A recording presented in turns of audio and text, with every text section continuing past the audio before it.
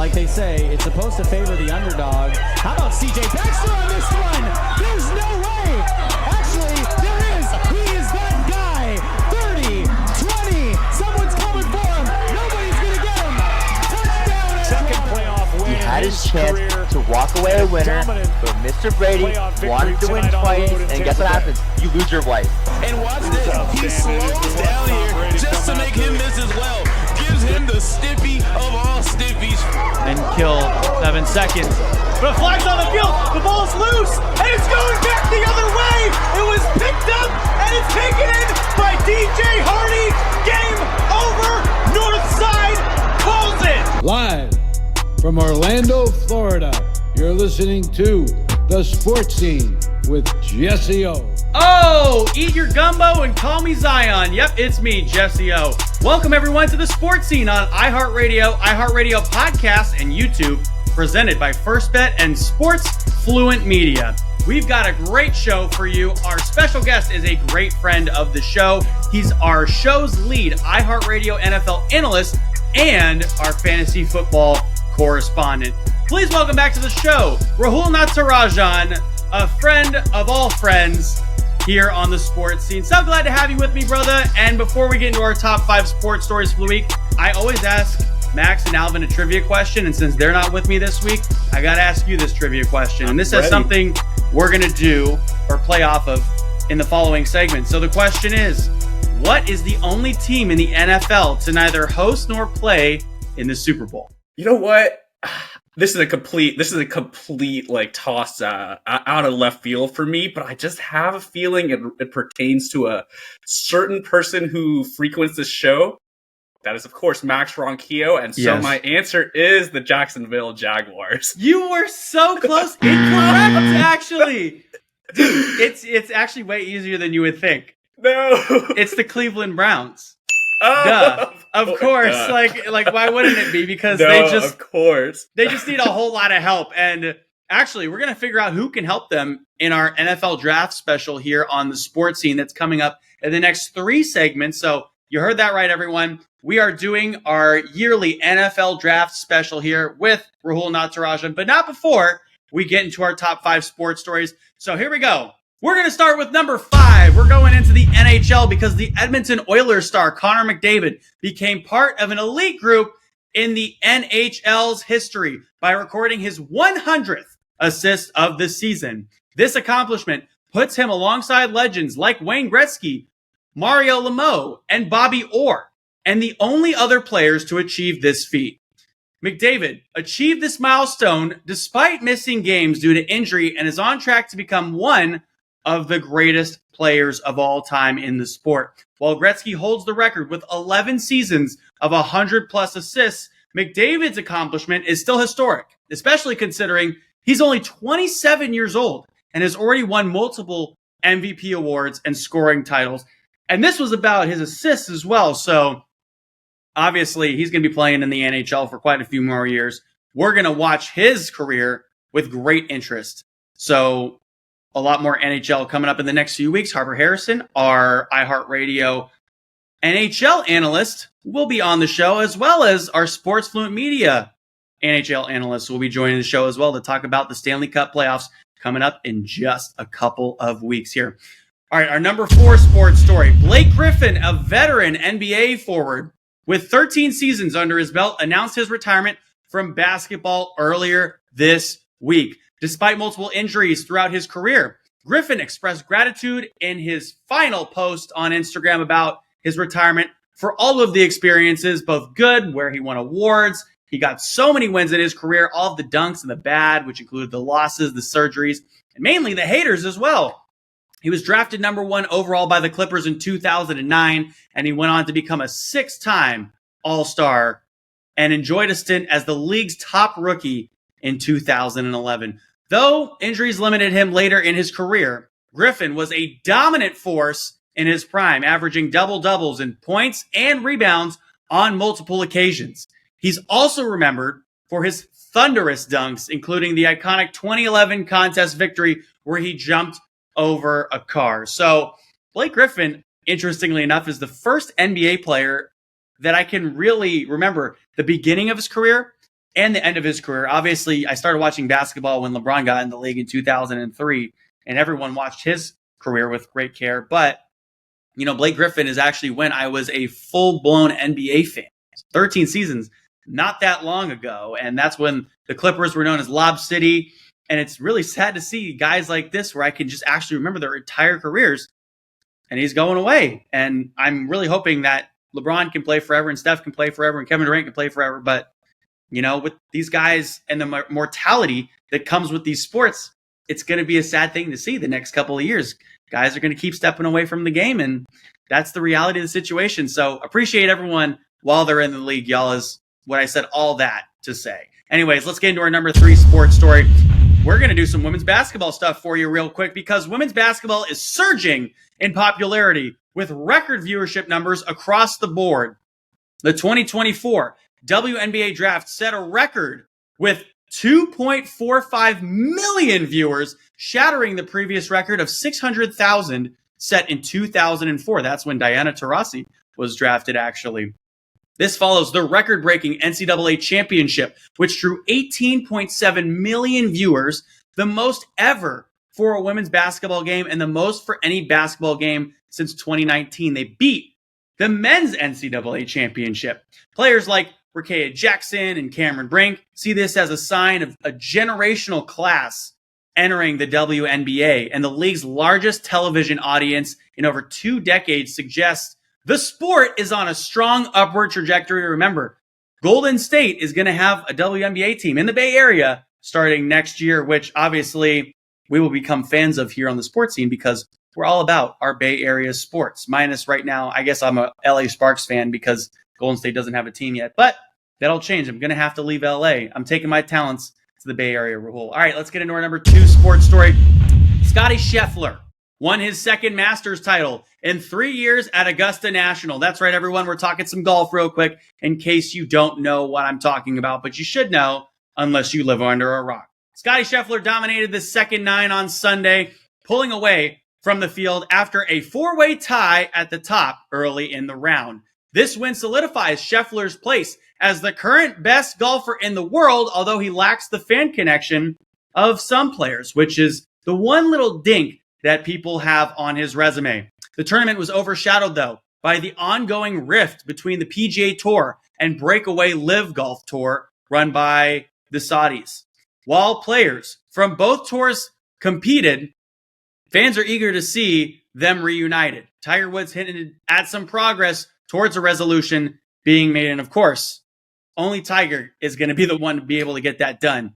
Other highlights of the week included Bryson DeChambeau's lead in the first round with his 3D printed irons, unusual occurrences like DeChambeau moving a sign, we haven't seen that before, and Zach Johnson cursing at patrons, and Rory McIlroy's continued struggle to win the Masters. All that to say that we're going to talk about that coming up in a couple of weeks here with our golf analyst here on iHeartRadio, Connor Delaney, who will be joining the show in about 2 weeks. Next week, we're going to have Paul McKeskey on. But now to get into our number 1 sports story. Rahul, I have a question for you. And that question is, how much does a chimney cost? Are we talking like a brick? They have to be brick, don't they? Let's go with $2,000. $2,000? Actually, chimneys cost nothing because they're on the house. I walked right into that one. Oh, 100% you did, and I loved it. Usually I can't get people to bite, but I got you, baby. Damn, hey, I wish we could get into that more. But stay tuned, because this is me and Rahul's NFL Draft Special of the year. So we got all the NFL offseason talk you could ever want coming up for the rest of the episode.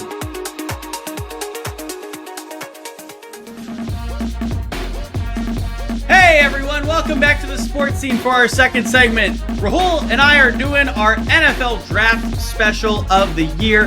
Rahul, we're going to start doing this once a year before the NFL Draft to kind of give our picks on who we think is going to get drafted, in what order, what's going to benefit teams, what's going to be the detriment of teams.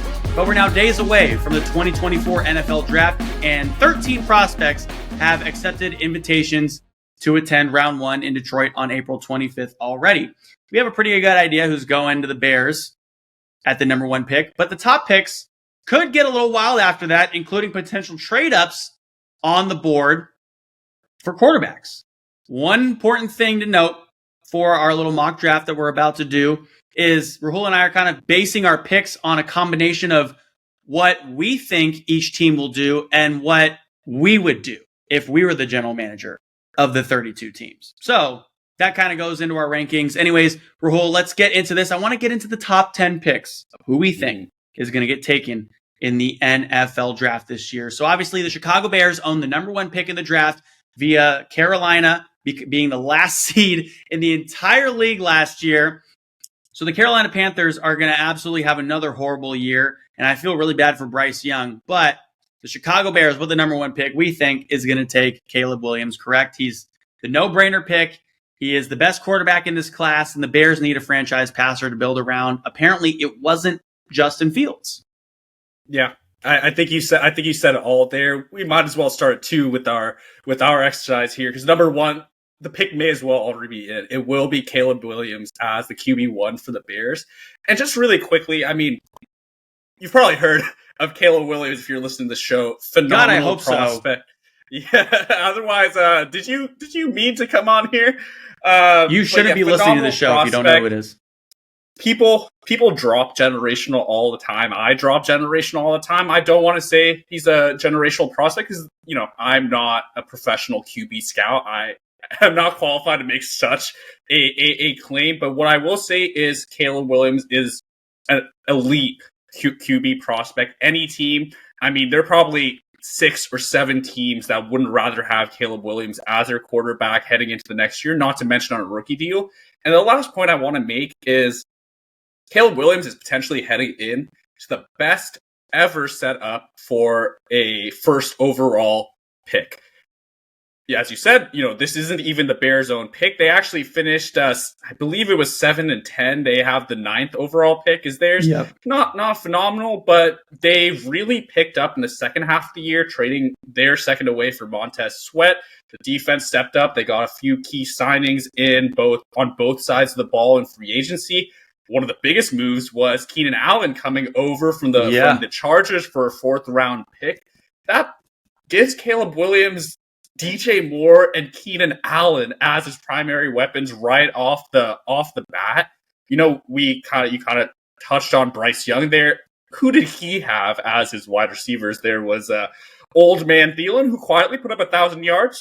Big respect for Adam there, but Jonathan Mingo, DJ Chark, these guys are not wide receiver. They're not even like wide receiver 5s in the NFL, whereas Caleb Williams will have DJ Moore, Keenan Allen, certified studs. He is going to a great situation. Quarterbacks bust all the time for whatever reason. The Bears don't really have a track record of great QBs, but I feel pretty good about Caleb Williams in this situation here at the first overall pick. Yeah, he actually just had a dinner with some of the Bears staff, and apparently the team is all in. And so, from what I'm told, so is Williams. So we're almost positive that Caleb Williams is going to be the number 1 pick. Now, Rahul, my number 2 pick, the Washington Commanders, will choose Jaden Daniels, the quarterback out of LSU. I think they can land their quarterback of the present and future here with Daniels, who's the most dynamic dual threat signal caller the draft has seen in a while. His calm demeanor in LSU's biggest moments last season gives me the confidence he will make a smoother transition to the NFL than most rookie passers, is kind of what I'm thinking. Yeah, I agree with you. I think the pick is going to be Jaden Daniels. That's kind of what the market is pricing the pick to be. That's what a lot of the NFL mock, pundits kind of are saying is the pick is going to be the pick. Jaden Daniels at 2 to the Commanders. Personally, you think it's going to be Drake May? I think Drake May is the better quarterback. I think Drake May is the better quarterback, and let me break it down. Okay. First of all, Jaden Daniels is had a phenomenal 2023 season that ending in the Heisman. That wasn't his first good season. He's had above competent years at LSU and even Arizona State before that. Jaden Daniels is an old prospect. He actually played with Brandon Ayuk when he was a freshman at Arizona State. Now, Jaden Daniels obviously had a phenomenal year, broke a lot of records, led the SEC, maybe even NCAA. I'll have to double check that one. But in passing efficiency, obviously a huge threat on the ground. Drake May didn't have as good of a year. What I like about Drake May, though, is there are two key metrics I like to look at when evaluating quarterbacks. Again, disclaimer, I am not a professional QB scout. So if the NFL deems Daniels as the second best quarterback and Drake May is the third, they're probably right. But what I like to look at is two stats that I think help see where a QB can translate to the NFL. The first is pressure to sack ratio. So when the defense is broken through the line and is starting to get to the QB, how many times does the QB take a sack? Jaden Daniels was amongst the worst of college quarterbacks in this statistic. He was actually 8th. He had the 8th highest pressure to sack ratio. You wanted that to be low. On the other hand, Drake May had the 3rd lowest. So if you think about the way the game is played, and Justin Fields, we mentioned him, that's just what Justin Fields could not avoid. He just kept taking sacks. Immediately you're behind the chains, you're in 3rds and 15s. Of course, the offense isn't going to move. Now, that's the first statistic. The second one, and maybe this is a bit of my fantasy bias bleeding in. No, here we go. Another big category where Drake May has the edge over Daniels is throws over the middle of the field. Fantasy-wise, these are supposed to be the throws that generate the most points. You can kind of see why. But Jaden Daniels, on the other hand, kind of struggles in this area of the field. And, stepping up to the next level, let's take it back to their college seasons. Jaden Daniels played with 2 of the best receiving prospects in this class. It's almost a la Joe Burrow with Jamar Chase, a top 5 pick, or maybe the 6th overall Jefferson. pick. Justin Jefferson, who went in the 20s. Now we've got Malik Neighbors, who we'll get on to, who's going to be a top 10 pick. Yeah. We've got Brian Thomas Jr., who's going to be a 1st-round pick. Jaden Daniels, like Burrow, is an older quarterback, but he had the perfect situation to put up the biggest numbers you can imagine. Just to add one last thing there, LSU's defense was Swiss cheese. This guy had to put up 50 points a game to keep LSU in it. So I think, while both are great prospects, while it's very difficult to split, I have Drake May just a bit ahead. And I also think that when you're thinking about these quarterbacks, when you're thinking about how Anthony Richardson did last year, he finished 2 games. He made it to his 4th game, and then he got ruled out for the season. If you even turned on one Jaden Daniels highlight clip, you've probably seen this guy take a massive hit, just absolutely rocked. And this guy's, he weighed in at 210. I think he plays closer to 195, 200. He's a slender guy. I have some worries about his durability.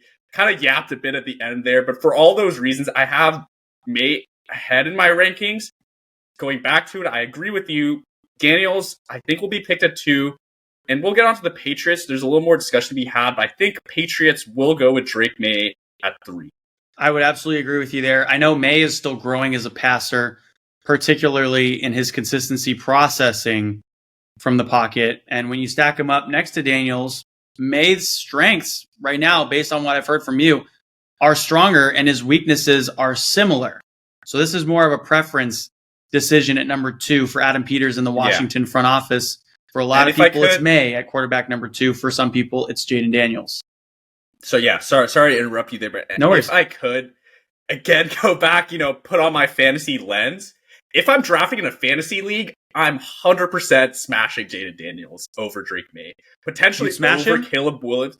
Yeah, in a redraft, you don't want to be touching Drake May.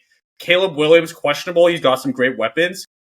In fantasy football, Jaden Daniels could be a league winner, could break, all kinds of scoring systems because of that rushing upside. Jaden Daniels' biggest comp is Lamar Jackson, and we've seen what Lamar can do.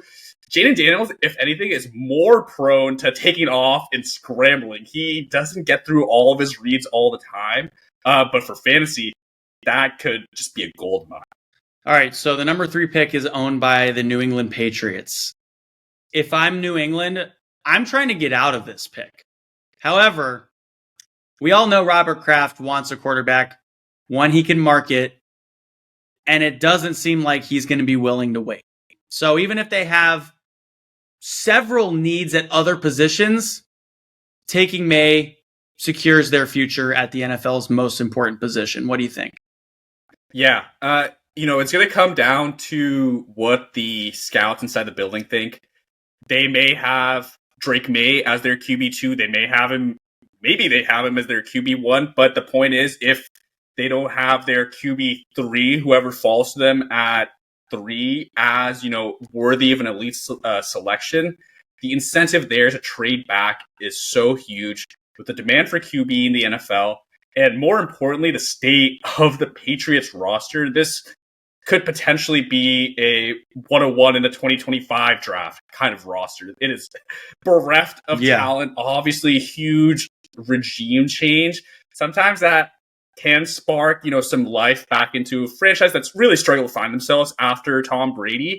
But he's coming into a situation where there isn't much to work at all. You mentioned Robert Kraft. Obviously, at his age, he wants, the exciting offense. He wants the young QB. He wants to get back to the Super Bowl. But the team building view might be a little bit different. For now, in our mock draft, I think we're going in May at 3. And you know what? In that position, would be drafting the quarterback here. We'll see what happens, but let's go with that selection. Okay.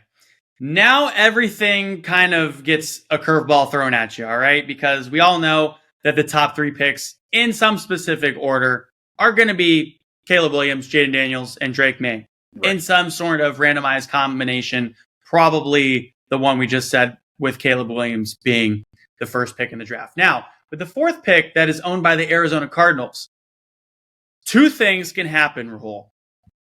A, they draft Marvin Harrison Jr., the wide receiver out of Ohio State. Because while trading down to stockpile picks is tempting, I ultimately would want an immediate difference maker at wide receiver here, and I gave the Cards the most pro-ready prospect in the class. Harrison fills Arizona's biggest need, and his consistency is way too good to ignore. He led FBS with 28 receiving touchdowns over the past 2 seasons.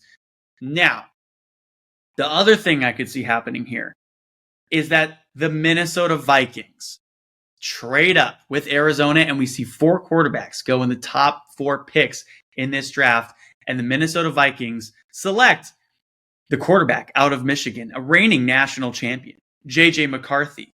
The first trade in my mock draft, and it's kind of the one that everyone's really waiting on because Minnesota clearly didn't make all these moves to sit at number 11 in this draft this offseason. The Vikings need a quarterback. The only position and only question is how high they're willing to move up for one. Daniels doesn't rank among my top 10 prospects this draft. McCarthy isn't in my top 15, but the market is the market, and that's what dictates a draft. What do you think? Yeah. J.J. McCarthy sounds, and understandably, is a very difficult evaluation for a lot of people. We don't know if he's good. And yeah, we actually don't. It's wild. It's wild, and that's not us saying he has a lot of good traits. He has a lot of bad traits. What balances out? Is he going to succeed? It's none of that. We've seen him do some stuff. We just haven't seen nearly enough of it. I mean, this guy was barely asked to throw the ball for Michigan, who obviously went on to win the national championship. Now, does that tell you, me, the bystander, what does that tell us? A national championship winning team didn't trust their quarterback to throw the ball? No. That could reflect poorly, but then at the end of the day, you're there to win the game. You're there to win as many games as you can. You're there to win a title, and they won the title. Now, Michigan, if you go back and look at their how their season went, I think they led at halftime in every single game, often by multiple scores. Of course, J.J. McCarthy's not going to throw the ball a lot there. J.J. McCarthy, where he did thrive, is on 3rd down in the red zone. He actually was amongst, the top of this class, top of college football with his performance in those in those situations, the money downs, if you will. But that, just seeing it 10 times across 3-4 games, maybe 50 times at most in a season, that doesn't really tell you as much as you want. Going back to the draft, I don't know if JJ McCarthy goes at 4. I think he goes in the top 5. I think it's either 4 or 5. It's a question about whether Marvin Harrison is that much ahead of the other, 2 of the top 3 wide receivers that it's worth, standing put and making that move. To pose an alternate scenario to you, and one that kind of fits in the Cardinals' front office's MO, is the Cardinals trade down with the Vikings and trade right back up to Giants at 6, Falcons at 8, and then get, if they don't get Harrison, they could get, people Malik will Neighbors. talk about Malik Neighbors, Romeo Odunze, both fantastic prospects. And this is what the Cardinals did last year when they moved down from the 3rd overall pick to, I believe it was 12, then moved all the way back up to 6 to snag Paris Johnson for their O-line. They have a track record of doing this. Is Marvin Harrison worth sitting and, making that pick? Maybe for the right team, and for a team like the Cardinals that have 6 picks in the top 100, they have an extra first round pick. They have an early second as well. At that point, at what point is it like, we've gathered enough, let's consolidate, and this is a true blue chip prospect at the top of the, at the top of the class in their biggest position of need. So I think the scenario you've laid out here, very plausible. I think the next team, which we'll get on to, moving down to the Vikings, is very plausible as well. But what makes it difficult is the Vikings can't trade with the Chargers at 5 without knowing what the Cardinals are going to do at 4. Because what happens if they trade at 5 and then the Giants are like, hey, we don't know about Daniel Jones' future. Let's just make a quick swap up to 4. Yeah. So a lot is going to go down. And yeah, we talked about the first 3 picks. I think the first 3 picks are pretty chalk in this draft. The draft starts at 4. It's going to get crazy at 4.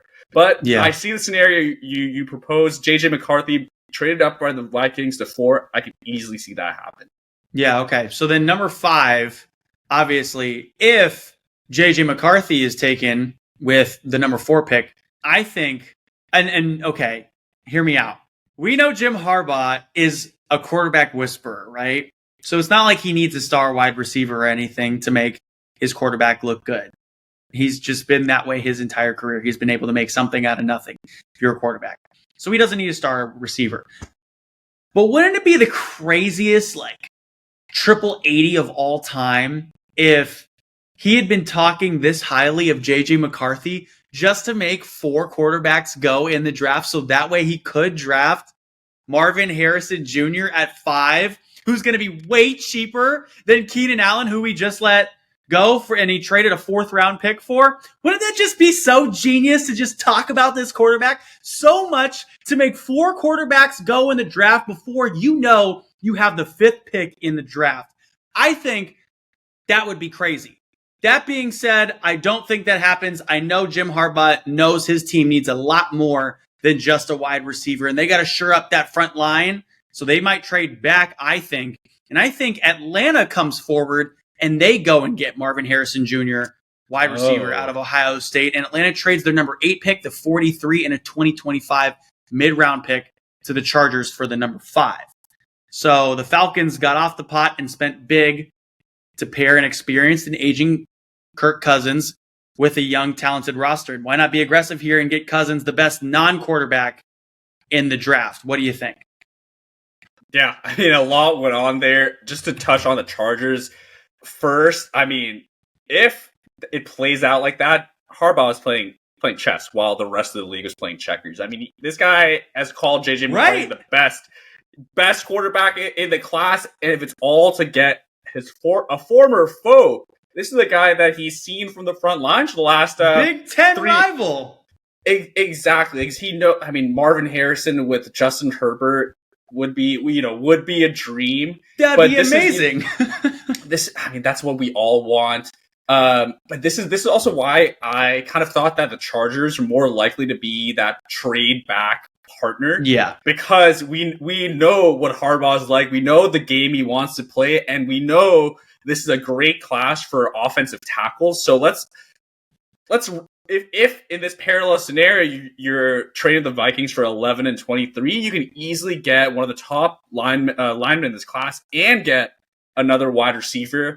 In this universe that we're in, I mean, I would love this move for the Falcons. That's really going all in and all out in the draft to add Marvin Harrison Jr. to a room that has Drake London, Kyle Pitts, and of course Bijan Robinson in the backfield. This might be one of the most explosive offenses in the NFL next year. So wherever Marvin goes, he's going to be a day one starter. He's going to be a day one starter in our fantasy teams as well. I mean, this is an elite prospect. You really can't miss with a player like Marvin.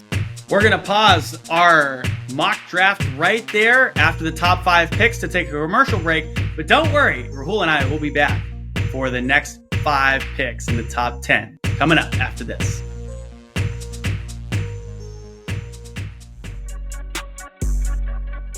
Hallelujah! Welcome back to the sports scene, everyone, for our third segment. Rahul and I are right in the middle of our NFL mock draft. We stopped after the top 5 picks to take a break for a commercial, but we're back now with picks 6, 7, 8, 9, and 10. You don't want to miss this. With the number 6 pick, you have the New York Giants. So I was thinking, obviously, a trade up could be contemplated because Daniel Jones is not really turning out to be everything they thought he was, which, go figure. We all knew that except for the New York Giants. So that was definitely the most New York Giants move to give him $40 million a year. Yep. But a prohibitive price made such a move less appealing going up. And I think that they're going to stay at 6 and they draft Malik Nabers, the wide receiver out of LSU, because his explosive traits would be such a welcome addition to this Giants offense. His ability to stress defenses both vertically and after the catch makes him one of the best players in the entire class, Rahul.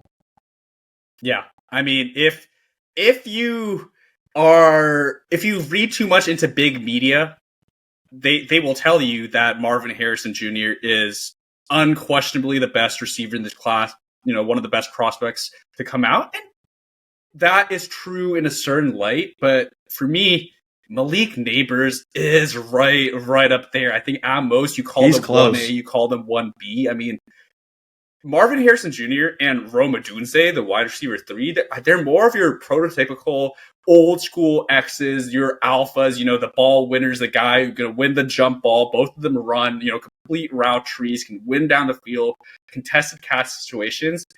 Malik Nabers might be the most dangerous weapon in the current, in the modern NFL, where that emphasis on size isn't as prominent. So you see teams moving to the speedier receivers, the ones who can do a lot after the catch. And Malik Nabers is the best in the class, one of the best to come out in the last couple of years at his ability with the ball in his hands. This guy is so shifty, he's explosive. I completely agree with the selection here. I wouldn't be surprised, though, if Rome Odunze is taken by the Giants at 6 over Malik Nabers. And the only reason I say that is, I mean, they're running a Mickey Mouse offense out in New York. All of their guys, you talk about Wan'Dale Robinson. I mean, he's 5'7", 150. Yeah. Let's get a big ball winner on the field. Not that Malik Nabers is small, 6 foot, 200. Rome Odunze and Marvin Harrison are in the 215 range. So maybe if they want to add a little bit of size, they go Odunze. If not, Malik Nabers, one of the best players in this class. One of the top 2 players skill-wise. And, of course, the quarterback positionally are going to go ahead. I mean, if you're a New York fan, you'll be very happy with Malik Nabers. Yeah, and I was also thinking one other possible situation here could be, remember, Chicago owns the number 1 and the number 9 pick. They might not think that either Nabers, Harrison, or Rome Odunze is waiting for them at 9, so they might trade up to that 6 spot to try to get Malik Nabers, who, as you said, would be a 1A, 1B, depending on if you're looking at Maserati Marv or Malik Nabers, right? So objectively, they're both 1A and 1B. You just got to wait and see what happens. But that, I thought, was another possibility. Chicago could trade up to just try to shore up their offense and probably have one of the best offenses based on post-draft analysis in the entire league. That's really, that is the most common pick being mocked by people around the NFL right now. At 9, I do see some, in the trade up mocks, which aren't as common. Some teams have Chicago moving up, but people think at 9 we'll get there, so we won't get into it too much. They're going for receiver. I'm not as convinced because not that they don't. Everyone needs young premium receivers, but they do have two of the very best already in the NFL, and they only have 4 total picks in the 2024 draft. So it could be a trade down spot. We'll get to it surely at 9, but I see a receiver mock to the Bears a lot. Let's move on to our number 7 pick in the draft, owned by the Tennessee Titans. My pick here is obviously the prudent one. An offensive lineman, the best offensive tackle, I think, in this entire draft, out of Notre Dame, Jesse Ough. Okay, sure. I know drafting an offensive lineman in back-to-back drafts might be really boring for any fan of this sport. And I know that the Raiders have done that in multiple years as I was growing up. And so are the 49ers. But did you watch Tennessee's line last season? They were so bad. And Alt is my top-rated tackle, and he could step in on the left side on day 1. Now, I also think the new GM that they have, Rand Carthen, spent some time this winter talking about adding speed and explosion. A wise focus, given that the Titans didn't have much of either.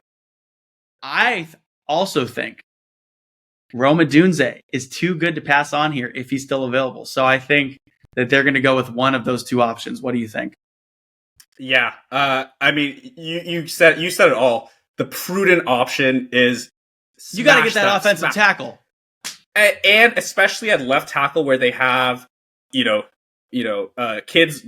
Close your ears, a gaping void at left tackle. I mean, Joe Alt should be the pick every day and twice on Sundays. Rome Odunze, it's hard, to pass up on the talent, but they did attempt to address the wide receiver room by giving the bag to Calvin Ridley. Honestly, quite a crazy contract for someone who's actually 30 heading into next season. But just for that reason, I think they'll spend the premium capital on Jesse Ough. It's both a deep wide receiver and a deep offensive tackle class, but I'd be more comfortable that I can make up the difference with the wide receiver I get in the second round and the third round than with the offensive tackle I get in the second or third or whatever. I mean, Jesse Ough is going to go and be a day 1 starter. This is like an all-pro caliber offensive line. I absolutely agree. Now at the number 8 pick, remember earlier I said there's a chance that Los Angeles, the Chargers, could trade down to Atlanta. Atlanta jumps to that 5 pick and they choose Marvin Harrison Jr. Now, if the Chargers are sitting at 8, which I think would be their smartest move, then they pick Jesse Ough, the offensive tackle out of Notre Dame. Because if Jim Harbaugh offense doesn't have a formidable front, it's going nowhere. And the Chargers, right, they need receivers, sure. But Harbaugh and his offensive coordinator, Greg Roman, also need studs up front like Ough. And we're also, remember how deep this wide receiver class is. It's very deep. It's not like they can't just get them in the top 10. There's plenty of them that will be sprinkled throughout this draft. But let's say that the Atlanta Falcons stay here. I think we're going to see our first edge rusher go, and it'll be Alabama's Dallas Turner. It's no surprise that Atlanta's going to want to attack the edge position in this draft, and Turner is a sudden, bendy rusher who had a terrific finish to his college career by winning SEC Defensive Player of the Year in 2023. And like I said, the SEC known for defensive lines, and if you can go and get the SEC Defensive Player of the Year, and he went to Alabama, specifically that Nick Saban is so defensive-minded, you're going to get a day 1 starter, and he's going to terrorize quarterbacks for at least the next 10 years in the league. Yeah. I mean, I think just to put a pin in the Falcon thought, if the Falcons are picking at 8, the pick will be Dallas Turner. I'm pretty certain of that. I think, we'll see what happens with trades, but on the Jesse Ough to Chargers the potential of that. The only thing is that they actually have left tackle already locked up in Rashawn Slater, who's one of their, already one of their better players. Now, could we see Alapene Sewell move along to the other side? Yeah, we could. Joe Alt is a phenomenal prospect. For that reason, again, maybe do you let that premium try to, gain the value and move off the 1A kind of player? We'll see. If the Chargers pick at 8, yeah, let's, if Joe Alt goes to Tennessee, then maybe Odunze comes to the Chargers. We could see it vice versa. There's a lot of options. Frankly, the Chargers are a team with a lot of needs, so they could go any which way. Our next pick. So sitting at 9, originally, the Chicago Bears, right? And if they trade around, whatever. But if the Chicago Bears stick at the 9 and everything falls like it has, they obviously pick Rome Odunze, right? I love this fit for Williams. I thought about an offensive line or an edge rusher too here, but Odunze could be a star in this league, and this is how Chicago can set up Williams to succeed as a rookie, right? I mean, why not? This is another, and dare I say, this is the 1C. I mean, I actually think Odunze is almost being underrated a little bit. This guy is also an elite prospect, and shout out to the Pac-12. I mean, the Washington Huskies unfortunately couldn't go all the way, but in the final year of the competition, Washington and Oregon as well really showed out, and Odunze is a huge reason why. If you're able to snag that blue chip wide receiver here, get him on a rookie deal, where Calvin Ridley is making what the total contract was $92 million. If Odunze goes to the 9th pick, his total contract is going to be in like the $25 million range for 4 years, five years with the option. I mean, you're really making the most of the rookie contracts or premium positions with a deal like this. Give him a year to bed in. Let Keenan Allen do his thing with DJ Moore. Let Caleb Williams and Odunze's connection grow. And then heading into next year, I think Odunze would explode in this situation. So I love this pick if Odunze makes it all the way to them and not. The number 10 pick in the draft is owned by the New York Jets. I'm going to take Troy Fautanu, the offensive tackle guard out of Washington. Had a great showing in both the college football playoff and the college football national championship. In this position, I also thought about Georgia taking tight end Brock Bowers here after the Jets added Tyron Smith and Morgan Moses in free agency.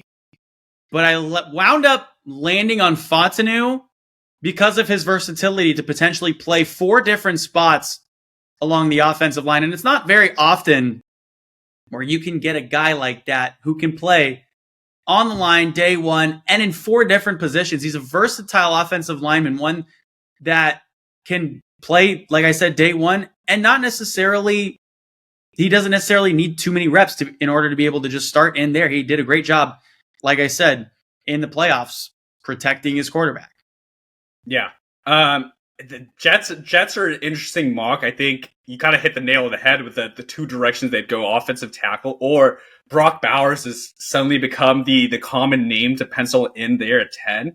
With offensive tackle, Jets did a lot of work in free agency to address what was one of the worst lines in the entire NFL. And now you have Aaron Rodgers returning from obviously an Achilles tear into his age 40 season. You got to protect the man. And even if you don't need Fautanu, or I see the other name is Talise Fuanga, mocked there a lot. There's also Olu Fashanu, who's another great offensive tackle. I was going to say him too as well. Yeah. He would be great with them.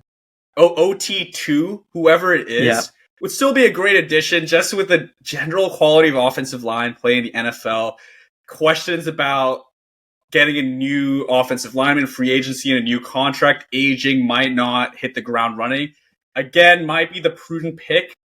Brock Bowers, though, we need to talk about this man. I mean, he could be potentially he could be the most talented player in this class. He's easily a top 5 talent in this class. You're not taking a tight end at a premium position because, like what we said about Odunze, if you take him at 9, Brock Bowers walks into the NFL, if he's picked at 10, as a top 10 paid tight end in the NFL already. So you're not really gaining that kind of edge. Now, Brock Bowers isn't a traditional tight end. This guy is a receiving weapon. He's not going to be used in line. He's not going to be, that. He's going to be running a route whenever possible. So maybe you flip your thinking, think of him as a receiver, but just strictly on positional value, you're not getting the bang for your buck of picking a tight end. I could see it either way, but I really would like the pick of Faltanu to protect Aaron Rodgers if that is the pick there. Yeah, Brock Bowers, he might completely change around a team. He's a little undersized to be a true Y tight end, and he's got average strength as a run blocker, but in this day and age, unless you're, the 49ers, the tight end is really just another wide receiver, and he's got great long speed. He's got a threat to take one to the house every time he touches the ball. He's got elite explosiveness and great balance and play strength in the passing game. And his short area burst as a ball carrier is also special. He's got elite ball skills and rare yards after the catch that we don't normally see from the tight end. I mean, we see that with obviously Travis Kelce and George Kittle, but not too many other tight ends in the league have the ability for that short-term explosiveness to really separate themselves from a defensive back or a safety, right? So we're going to talk about him a lot more. Hey, we got to take a break real quick, but we're going to come back and play a game with you, Rahul. But those are our top 10 picks in the NFL draft that we think is going to happen. That's just a mock draft, everyone. So when you come back and listen to this episode after the draft and it went completely sideways and we only got the top 3 correct, you know why. Because the draft, as Rahul said, really starts at pick number 4. We'll come back in just a sec after these messages here on the Sports Scene.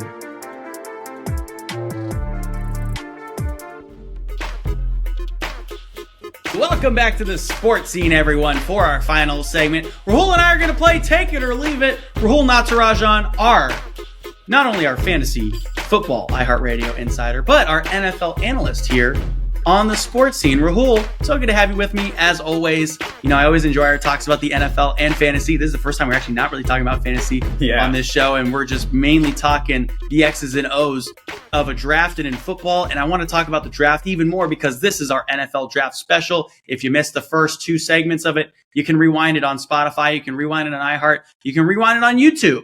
You can't rewind it live on air on the radio, so you're going to have to wait an extra, 15 minutes or however long this segment lasts, and then you can go back and rewind it. You can't rewind live radio, unfortunately, these days. They'll come up with a TiVo feature for that at some point. Anyways, Rahul, let's play Take It or Leave It. I'm going to give you a phrase of some things that I've seen thrown out there by NFL analysts and NFL scouts and NFL media around the world on Twitter, on Instagram.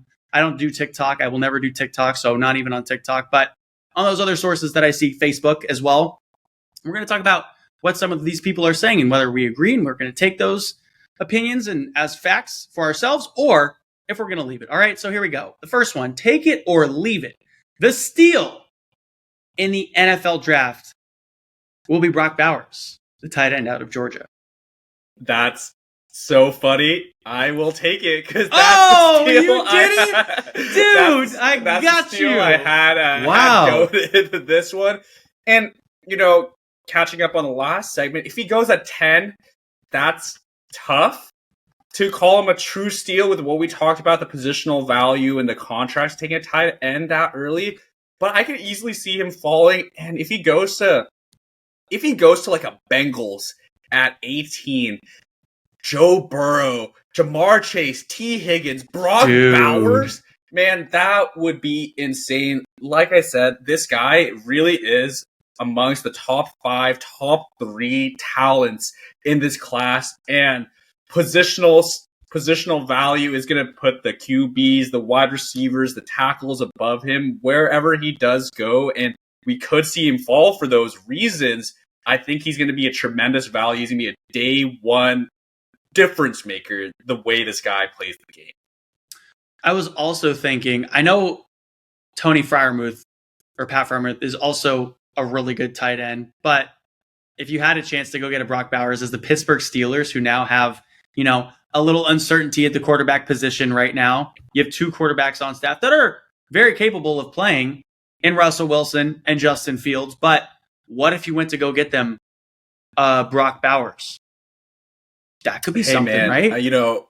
As the fantasy football guy, I've spent a lot of time amongst the masses, and the masses have resoundingly told us that we hate Arthur Smith. I mean, nothing against the guy. He obviously had a lot of success as the OC for the Tennessee Titans, but what we saw was Bijan Robinson and Kyle Pitts blocking and Jonnu Smith taking a jet sweep at the goal line. Like, what was this man cooking? And for that reason, I'd be a little bit worried. But if you really take off all the noise, I mean, if a team is drafting Brock Bowers, yes, the value, he could be BPA, best player available, when a team comes on the clock. But if you're taking Brock Bowers, you probably know what kind of player he is. You know what his strengths are, and you're going to use him in that certain way. I think this guy is as high floor and high ceiling of a prospect as you can get. So he'd be great at any landing spot, but don't fade the Joe Burrow dreams with talk of Arthur Smith. Not this early. We're not yet at fantasy season in the muck. Absolutely. Okay. So now, take it or leave it. The team that is going to need the most time to develop after this draft is going to probably be the Denver Broncos. Because some people have the Denver Broncos at 12, taking Brock Bowers, tight end, at number 12. But others have the Denver Broncos trading down for more picks because they need to stockpile picks, and they go and get quarterback Bo Nix out of Oregon at 19 is what I was thinking. They trade down from Las Vegas, and Las Vegas goes up to the 12 and gets, an edge rusher or something, whoever they usually get. They always pick a defensive tackle or an offensive tackle. There's no way they're living in the draft. I'm wondering if I give you my answer first to the Denver Broncos analysis first. Let me give you the answer. I'm going to leave it. Okay. I think there's another team that is going to be more worthy of the team that needs the most time to develop. Yeah. For the Broncos, I actually see them doing exactly what you were talking about, moving down, I personally would add 2025 draft capital and then move down and take Bo Nix. So what I would try to map out is, okay, let's take Bo Nix or Michael Penix at a cheaper price than the 12th overall. They are not worthy of the 12th overall pick. Take that shot there, but also give yourself extra 2025 capital to move up in that draft if you need to. Perhaps a Shedeur Sanders could be the eventual guy, but then you're giving yourself 2 shots at killing the metaphorical word, right? But they have Jarrett Stidham. That is their starting quarterback right now. The former quarterback for the Las Vegas Raiders. It's which dire we know that's straits there. Yeah, and the Broncos are going to be god awful. They're going to be real bad. But so you're not taking them? I'm not taking it because I think there's another answer. And shout out to all my boys who support this team, because there are many and they're going through it. It's the Carolina Panthers. Patriots. No, I'm going with the Patriots. I think this is it's a shambolic roster. They're going through regime change. They're likely going to have a rookie QB. Now, Broncos rookie QB, shambolic roster, but defensive talent, and they're not going through regime change.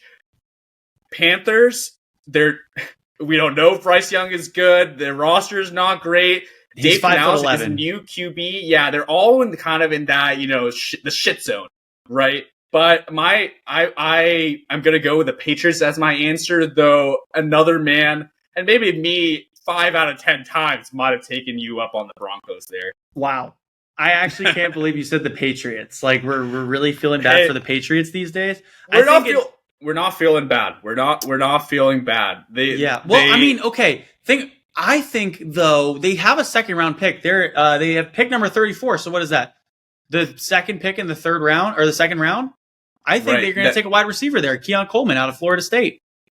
I think so too. I think they go rookie quarterback in round one, and then rookie wide receiver. Yeah. But okay, so whoever's coming in, Keon Coleman, there are a lot of names that we could get into a little later, but whoever's going to come in is going to be the de facto one of a room that has Demario Douglas, tasty little player, not that, he's all right. Juju Smith-Schuster, who has no knees, Mike Gesicki, Hunter Henry, Keyshawn Boutte, is he still on the team? I mean, I think this roster is just so far behind. And yes, they could address QB. Yes, they could address wide receiver.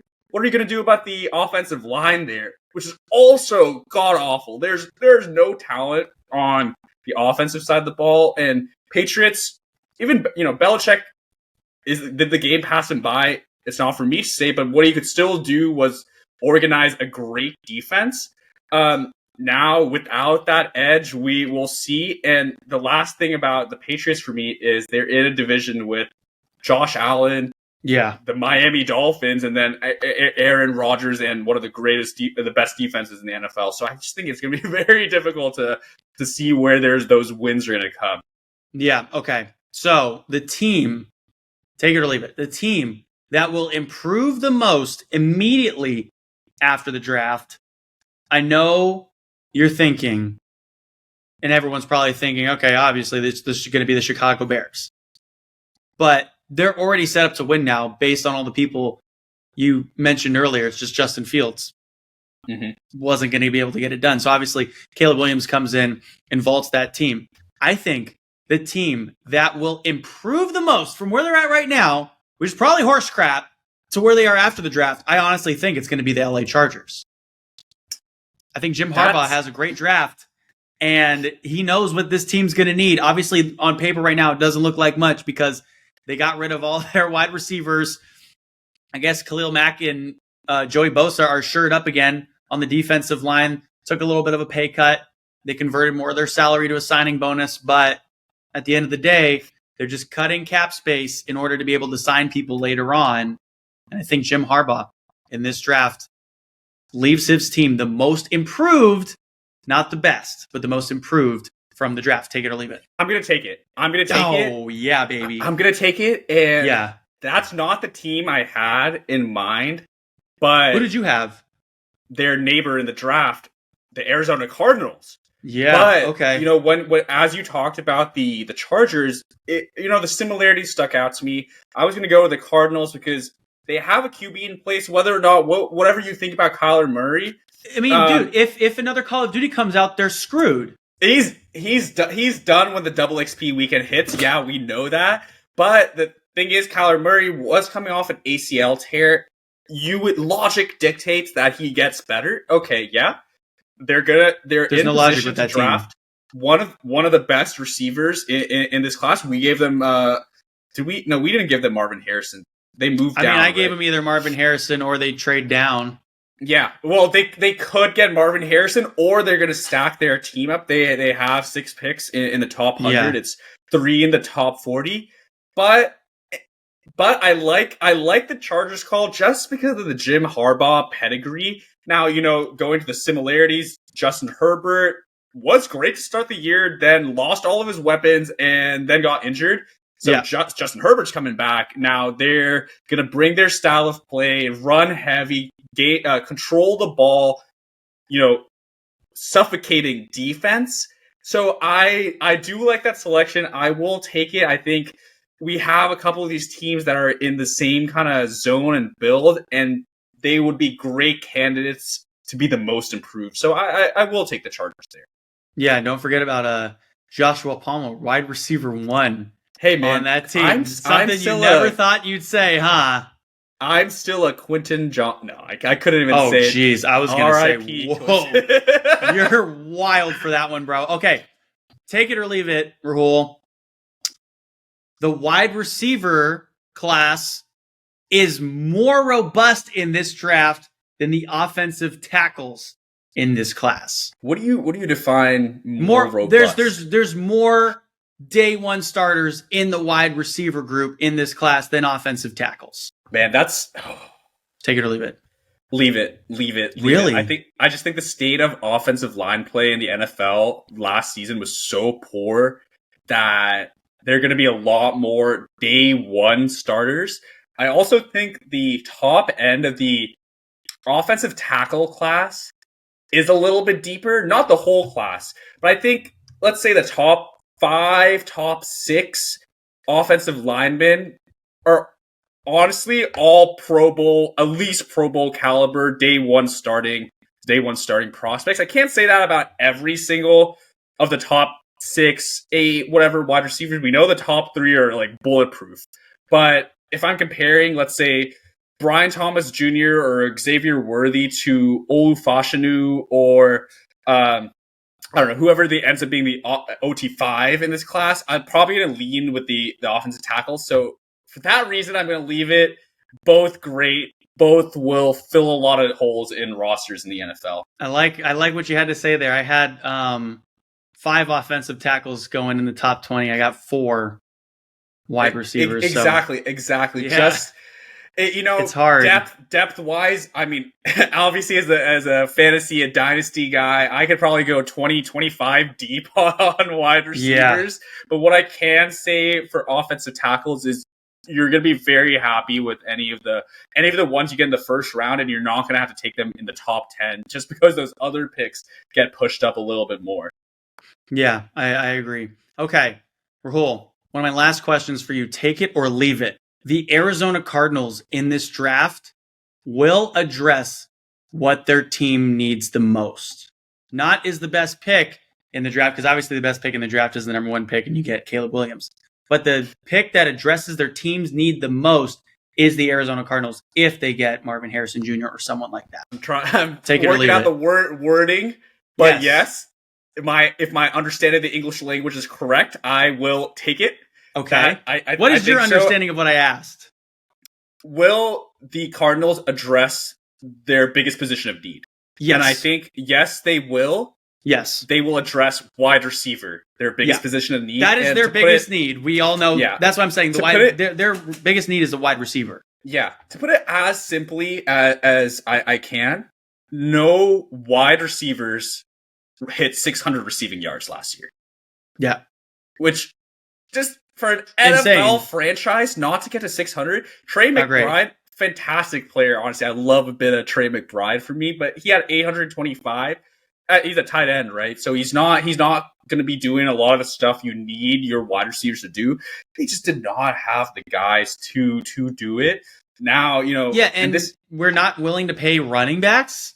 We're willing to pay wide receivers, but we're not willing to pay running backs. I think that's an interesting discussion. Maybe we'll table that for our next episode, because another time. Free agency for the running backs was crazy. Yeah. But yeah, they let Hollywood Brown go, and I think that was what the old regime kind of had in mind. Okay, this is Kyler's boy. We're bringing him in. They traded away a first round pick for him. They let him go without even offering him an extension, right? So I think it's their biggest need.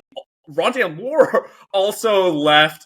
I usually know all these guys, but Greg Dortch, Michael Wilson, those are, your wide receiver 1, wide receiver 2 right now on the depth chart. So Greg Dortch is not a name of a wide receiver 1. Let me just say. Hey, but look at these straight up for pound, Greg Dortch. This 5'6" guy. You'll see him bouncing off players like bowling balls. But don't sleep on Greg Dortch. But getting back to it, I will take it because wide receiver is their biggest position of need.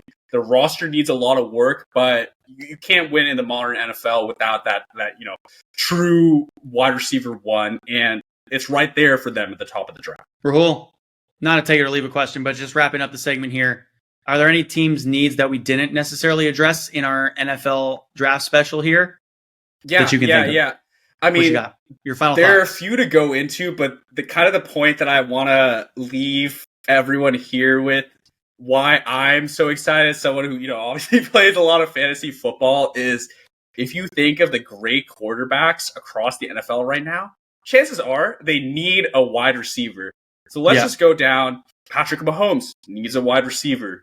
Josh Allen needs a wide receiver. Rashee Rice? Oh, yeah, he's going to jail. Sorry. He does need a wide receiver. Yeah, Sorry. Yeah, Continue. My we bad. want to share our thoughts, but his lawyer reached in. It was like, actually, hold off on that. Yeah. Sorry. Continue, please. Patrick Mahomes needs a receiver. Josh Allen needs a receiver. Yep.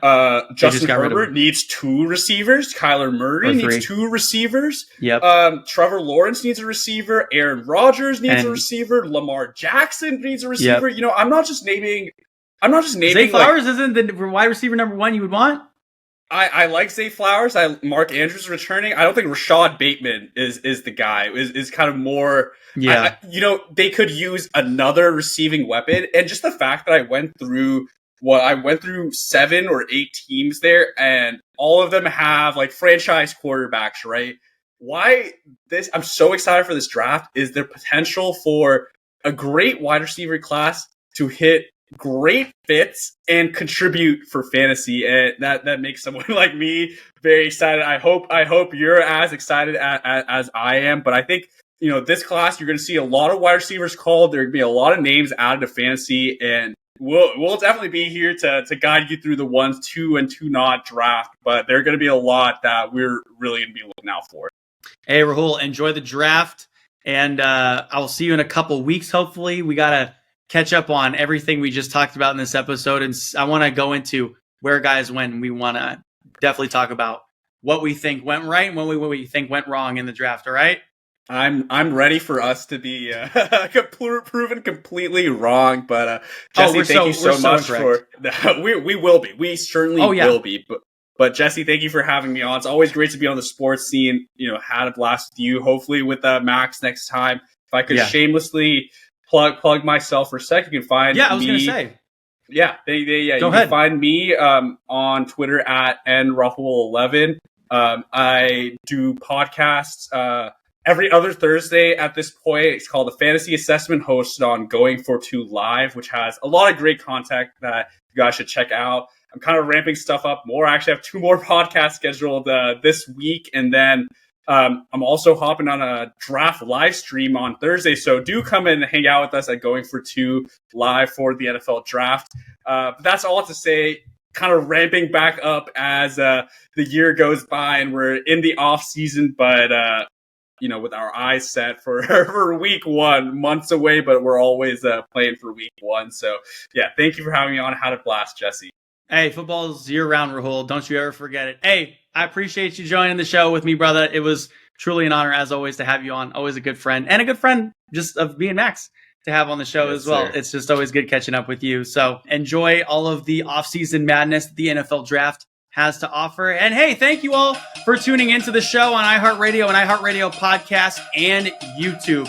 You want a little more sports madness in your life? Well, tune back in on Saturday mornings at 10 a.m. Eastern Time. Subscribe to us at Chilltown Hoops on YouTube. And please rate, comment the show everywhere else. And next week, we'll be back with a lot more sports talk. So stay tuned. Until then, stay happy, stay healthy, and we'll see you right back here on the Sports Scene with Jesse Ough, presented by First Bet and Sports Fluent Media.